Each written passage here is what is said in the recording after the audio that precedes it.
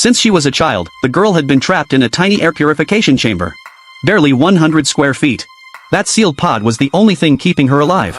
Every day, her parents brought her food and supplies. Always careful to keep their distance. One touch could be fatal. She had suffered from sepsis since birth. Without the chamber's protection, she wouldn't survive. They thought this was just life now. Until the earthquake hit. It struck while her father was in the shower. He ran downstairs, confused and soaking wet. What he saw outside was chaos. Smoke poured from the sewers. People collapsed one after another. Just from breathing it in. Panicked, he sprinted home. At the same time, his wife sensed something was wrong. Before she could react, he burst in and pulled her away. Thank God their daughter was safe in the chamber. For now. But the toxic gas was rising fast.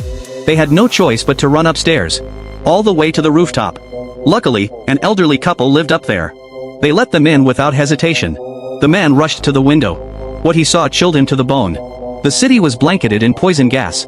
And it wasn't going away anytime soon. Then he remembered. The chamber was battery-powered. And the power was running low. If he didn't change it soon, his daughter wouldn't make it. Desperate, he recalled the neighbors below kept oxygen tanks. It was a long shot. But he had to try. He tied a cloth around his face. Slid down the drain pipe. And took a deep breath.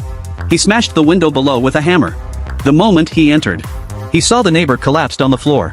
There was no time to mourn. He searched frantically through the room. And there it was. An oxygen tank. He took 2 deep breaths. Then slung it over his shoulder.